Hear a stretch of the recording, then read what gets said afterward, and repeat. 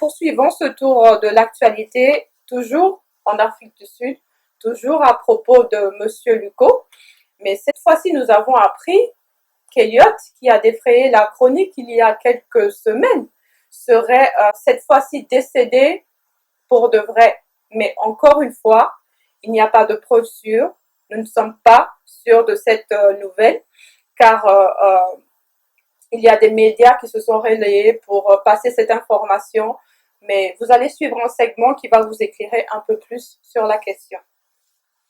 Ce matin en rapport avec la résurrection d'un homme qui aurait été ramené à la vie par le pasteur Alf Luko. Selon des informations récentes, Brighton Elliott Moyo serait vraiment décédé cette fois-ci.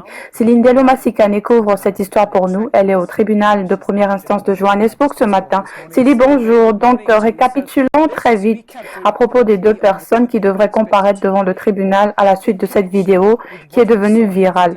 Qui sont-elles et de quoi les accuse-t-on?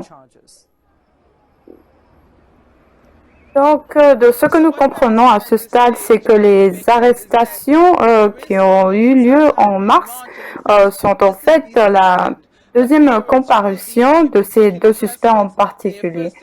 Leur première comparution a eu lieu vers le 27 mars et ils font face à 3 chefs d'accusation de fraude déposés par les représentants des pompes funèbres qui prétendaient avoir été dupés dans ce drame de la résurrection et bien sûr la police souhaitait par conséquent garder cette information sous silence parce qu'elle avait déclaré que les enquêtes étaient à un stade délicat et qu'elle cherchait plus de suspects, y compris le Lazare des temps modernes, Elliott Moyo.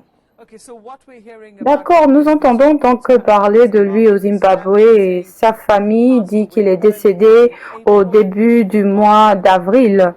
Il était allé là-bas et il ne se sentait pas bien du tout. Nous ne savons rien de concret, nous n'avons pas vu de corps. Nous savons que les autorités attendent un certificat de décès.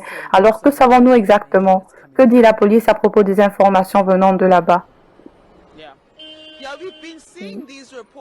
Oui, nous voyons ces infos depuis un certain temps déjà qu'il serait de nouveau mort. Selon certaines informations contradictoires, il serait décédé en Afrique du Sud, dans une région appelée Saint-Luc. Un autre rapport a indiqué qu'il serait décédé dans sa ville natale au Zimbabwe, qu'il aurait succombé à la pneumonie et qu'il avait fui la police sud-africaine et que sa famille disait qu'il était décédé alors au Zimbabwe. Mais d'après ce que nous savons des autorités ici en Afrique du Sud, Brighton Elliott Moyo est toujours un suspect recherché jusqu'à ce que les autorités zimbabwéennes présentent un certificat de décès prouvant qu'il est effectivement décédé. Donc, selon ces informations dont nous disposons, ces rapports en particulier ne sont toujours pas confirmés, en dépit du fait qu'il cite des membres de sa famille. Mais pour les autorités sud-africaines, Brighton Elliott Moyo est toujours en vie et est toujours un suspect recherché. Qu'en est-il du pasteur dans cette histoire? Où est-ce qu'il entre en jeu en fait dans tout ça? Je veux dire, nous savons d'après ce qui a été dit, quand la famille avait emmené cette personne, il dit faisons l'innocent quoi, qu'on lui avait demandé de ramener cette personne d'entre les morts. Mais que savons-nous des enquêtes et se concentre-t-elle sur le pasteur? Je pense que beaucoup plus de détails seront révélés aujourd'hui devant le tribunal pour savoir si plus de suspects seront examinés, y compris le pasteur lui-même. Selon ce que la police partage, ils sont coincés. Ils se demandent en fait s'ils ne peuvent pas se prononcer à ce stade en ce qui concerne les chefs d'accusation contre le pasteur ou s'ils ne peuvent pas l'arrêter parce qu'il y a un manque de preuves. Aussi, les médias sociaux ont posé cette question particulière. Si le pasteur doit être arrêté et pourquoi ça n'a pas encore été fait.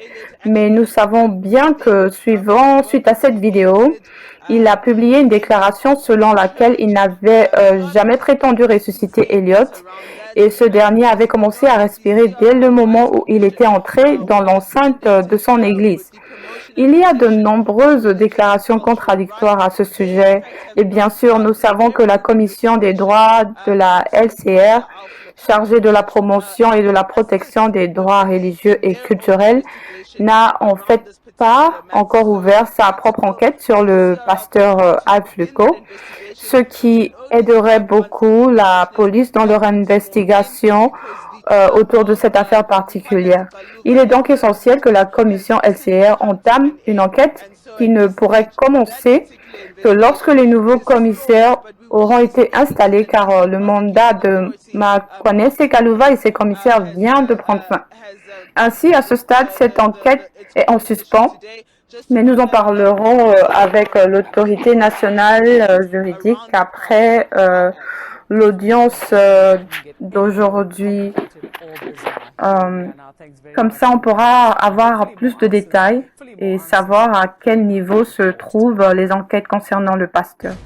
Juste au moment où nous pensions que cette affaire ne pourrait plus être aussi compliquée ou bizarre, voici où nous en sommes à présent.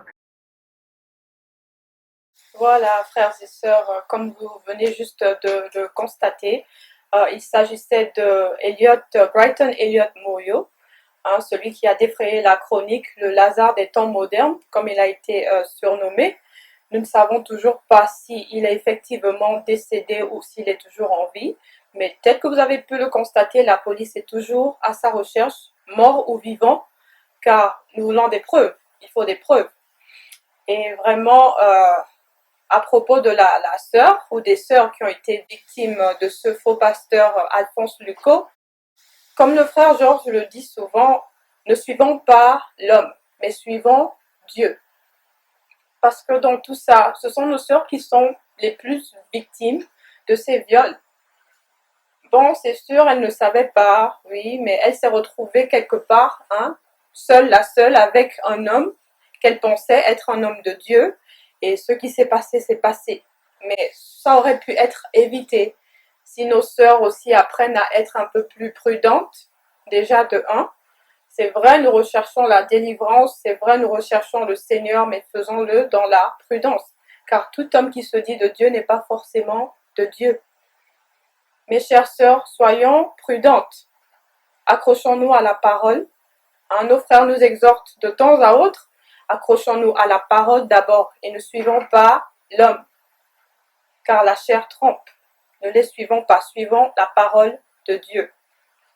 Encore une fois, c'est des nouvelles tristes, c'est des nouvelles qui nous attristent, mais on rend gloire à Dieu que des yeux commencent à s'ouvrir, que les gens commencent à comprendre, surtout nos frères et sœurs commencent à comprendre que ce ne sont pas tous ceux qui disent Seigneur qui sont vraiment de Dieu. Voilà.